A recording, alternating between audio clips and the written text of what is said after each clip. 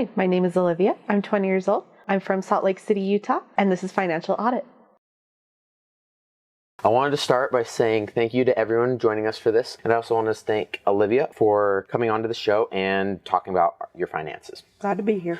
Well, first off, what do you do for a living? For now, I am just working part-time in a theater company, but during the fall semester and spring semester, I am a student at the University of Utah.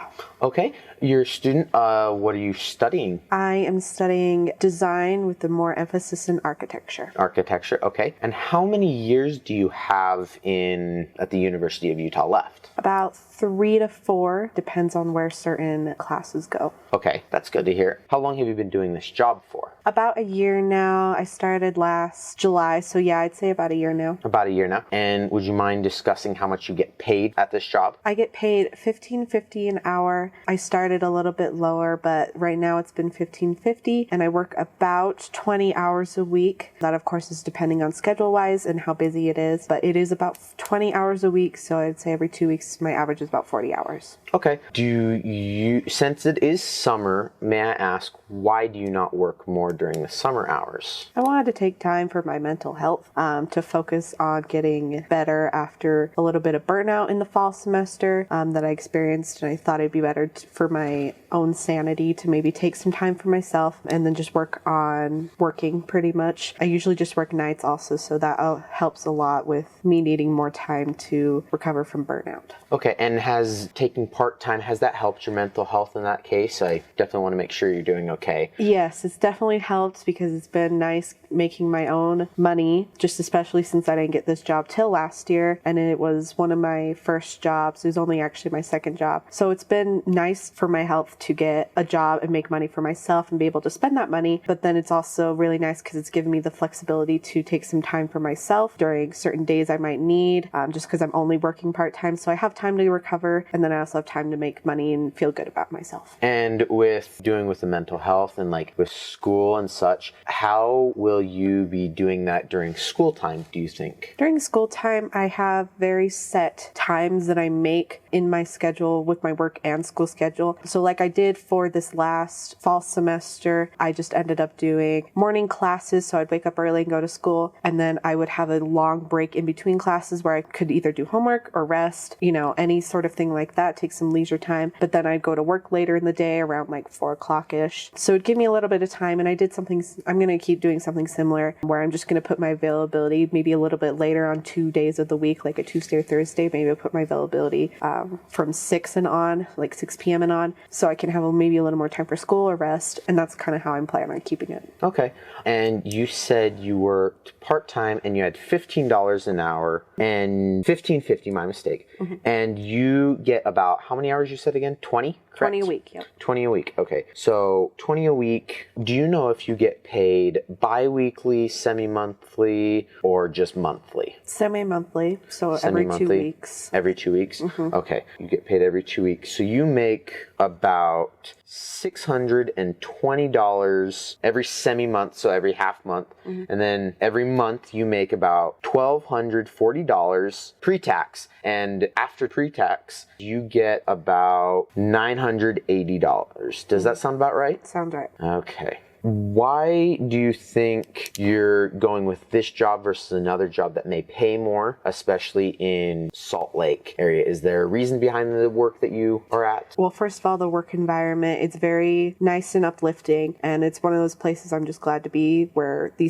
people I work with are just great people. They're so nice. Mm-hmm. I'm very supportive of anything. And then usually I did actually move to this job from another job that was paying less, so I did actually make more of that decision from a previous job where I wasn't making as much, and so I switched to this one, which would pay me more. But I like it overall because I can work nights at that job, and that was a big deal for me, is because I need to work nights if I was going to school in the morning. So definitely the night aspect, and then the environment aspect, and then overall, it's just a nice place to be, and I don't think it's too hard of a job, and I think it's very, worth it. What they're asking me to do, I think, is worth the amount that I get paid. So I think it's definitely one of those things I want to stick with as long as I can. Okay. And with you saying you want to stick with as long as you can, is that kind of what you're wanting to do in like a career path that you would like to stick with? I know you said you were going to architecture and design for schooling, but is that kind of a path that you're working, where you're working right now? Is that where? I'm thinking of maybe working towards something similar to that job. It's a live theater job. I don't know if I mentioned that before, but it's a live theater job. So we do like plays, musicals, all that stuff. So I was thinking maybe sometime in my future, I can do some sort of set design, maybe not specifically architecture, but I think, I could go along that path, and I think it'd be a good start actually working behind the scenes in the place. But if not, I'd still like to keep that job as more of like just a fun side job, because that's kind of what it's become for a lot of people that I work with. Most of my coworkers actually have a job in the morning that they do before they come here, and then they just work nights there as like a fun thing. I kind of was hoping if I do get into a more high paying, better career, that I would keep that as kind of my fun side job like a lot of my coworkers. What do you feel like your financial situation is right now as being a college student on a scale to 1 to 10? Yeah, I would say being a college student, I think it's about 7 or 8 in between that. I think I'm pretty lucky to come from a family that's helping me pay for college, and then that's helping me pay for housing. I think it's pretty good just because of how lucky I've been. We have agreement with my family that they will pay for the college aspect, but I'll pay for the housing aspect. And that's pretty good so far. It's been pretty beneficial to both of us, and it's worked out great. So I think, despite having kind of a lower paying job, not too low, but for a college student, I might need to be working more hours. I think it's pretty balanced for now. So I'd say about an 8. It could always be better. Always can. I think an 8 is like prime financial situation. I just want to ask, how much do you think you spent last month on your debit card? I'd probably say maybe 200. That's a guesstimate. It's hard to tell just because sometimes I don't go out as much. Like I was going back to the mental health thing. I didn't go out as much during like the May month, and I would just work. I would just get gas, food if I needed to, but I hardly ever got food. This last month though, I would have to say I spent a little bit more than usual. So probably 200 would be my guess. Maybe 250, around there. Okay. Well, we will actually just see right now. We'll just go over what you spent last month. First, we'll go over what you had deposited, which was $123 from a transfer from Venmo. 2 payments of $550, which we calculated was $980, which we actually got almost $990. So really close to that. Close. Mm-hmm. So with our charges that we had, $158. Lane Bryant, what's Lane Bryant? It's close. Close? Expensive. $12.81 at Chick-fil-A. Yep. $61 Walmart. $37 at Maverick. What are you spending? Gas. Okay. That makes sense. Okay. Yeah, my car doesn't take that much gas, but that's about my average is like $40. Okay. That makes sense. $37 again at Lane Bryant. You need more clothes? Yes, I do. So we're almost up to $200 there. Just at clothes. How does that make you feel? You gotta wear clothes. Gotta wear clothes, but I probably should thrift clothes, but I really like Lane Bryant. Okay. This kind of infuriates me a little bit. $42 at McDonald's. It was a family expense. I was getting food for my entire family. There's 6 of us. That makes so much more sense. Okay, you spent $45 at Walmart. Similar situation where I took family to Walmart. Okay, yeah. Makes sense.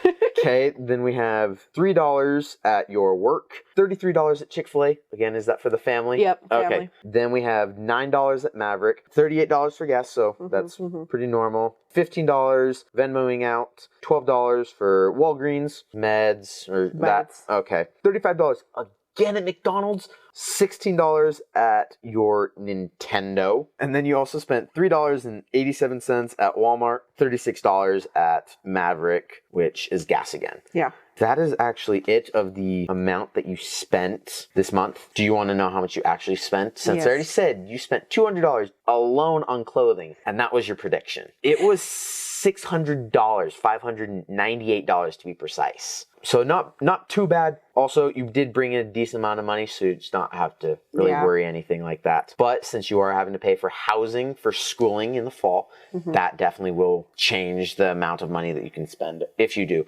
So what we have in your checking account, we have $8,717.26. And that's in your checking account, which is actually a really good amount of money money, especially for your age at 20 years old. And then in your savings account, you have $1,141.26, which this is actually also very well. So with that, you don't have any other debts.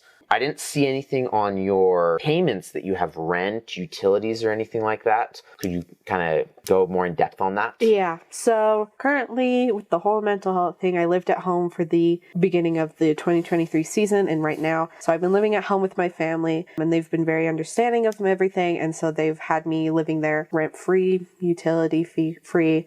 I do, things in return for them. I usually clean our house or I take my family everywhere. I'm the oldest of four kids.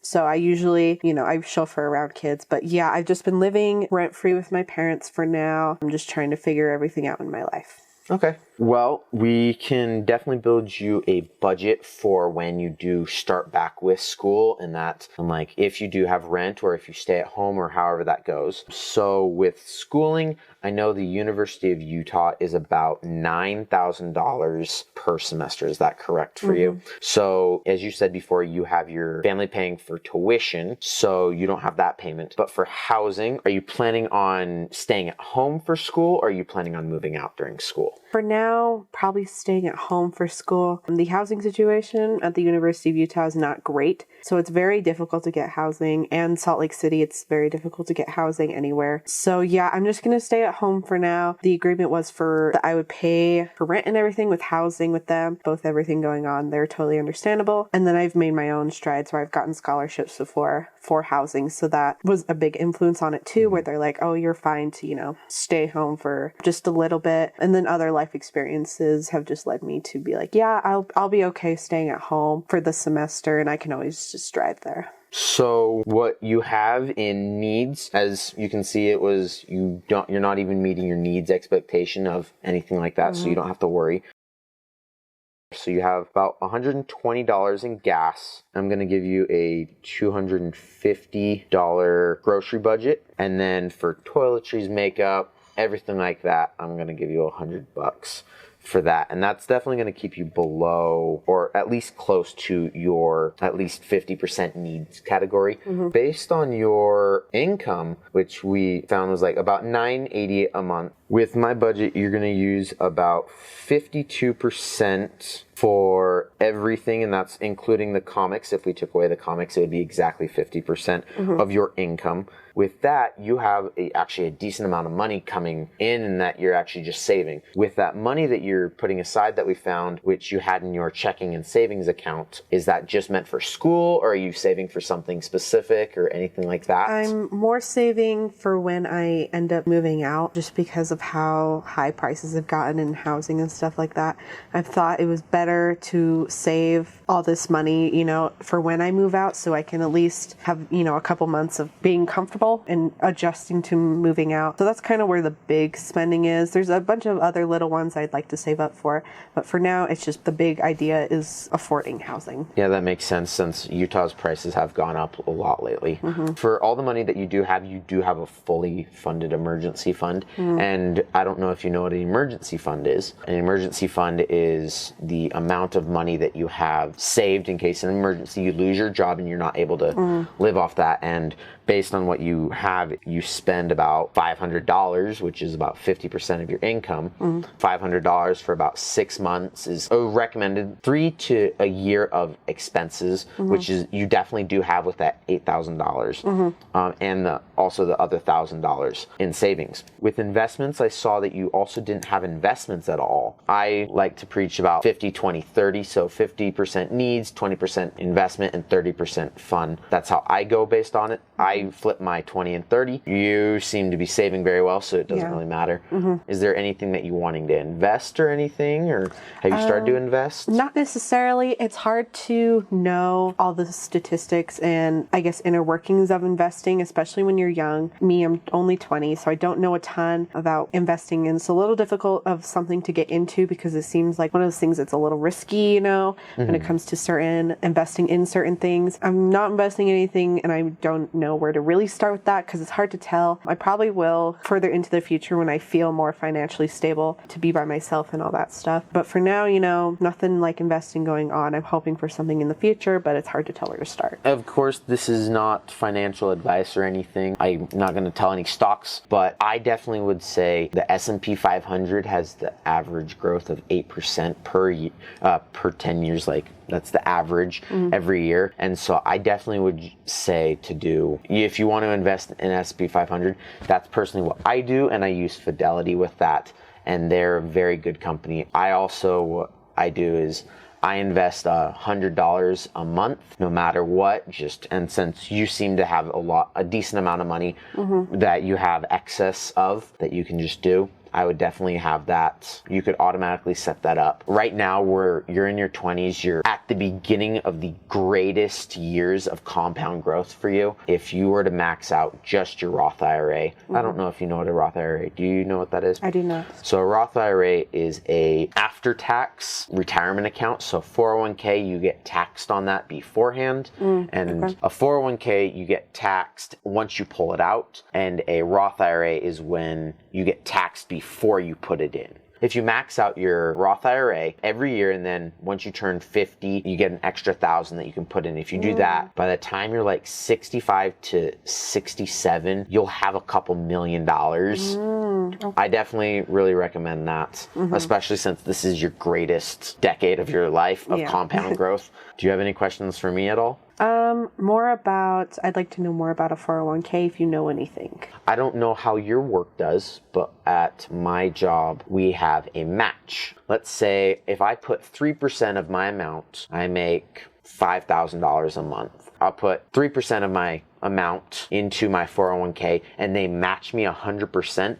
That's 6%. So they match you up to that percentage. Okay. And some companies, it ranges, they'll differ. My personal company, if I go up to 6%, they will match me up to 5%. And then they'll do a half a percentage for every other, and they'll only go up to 5%. So I put 6%, they'll put 5%. And that's personally what the 401k is. So you put money into it, they take it out before you get the money and before the government gets the money. How I see it is always the company gets the money and then they send it out to come to you, but then the 401k, they send that portion of the money first, and then that goes into like a separate account. And then the government comes in and takes their taxes, what they need.